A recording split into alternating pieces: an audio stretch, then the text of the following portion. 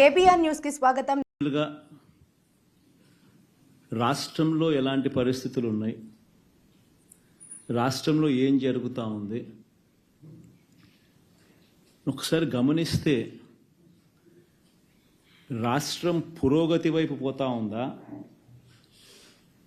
లేకపోతే రివర్స్ డైరెక్షన్లో పోతా ఉందా? రాష్ట్రంలో ఉన్న ప్రతి ఒక్కరూ కూడా ఆలోచన చేయాల్సిన అవసరము చాలా ఉంది. రాష్ట్రంలో ఈరోజు హత్యలు జరుగుతూ ఉన్నాయి, అత్యాచారాలు జరుగుతూ ఉన్నాయి, ఆస్తుల ధ్వంసం జరుగుతూ ఉంది.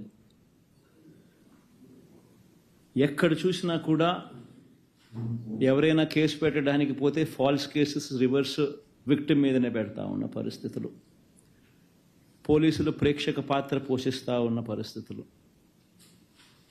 ప్రశ్నించడానికి ఏ స్వరం కూడా ఉండకూడదు, బయటికి అడుగు పెట్టకూడదు అన్న దృక్పథంతో ఈరోజు అణిచివేసే ధోరణితో ఈరోజు ప్రభుత్వం పరిపాలన కొనసాగిస్తూ ఉంది. నిజంగా చూస్తే చాలా బాధ కలిగించే విషయాలు ఇవన్నీ కూడా. ఎక్కడైనా కూడా ఒక ప్రభుత్వం ఏర్పడిన తర్వాత ఒక ప్రభుత్వం 12 నెలల పాటు ఒక బడ్జెట్ ప్రవేశపెడుతుంది.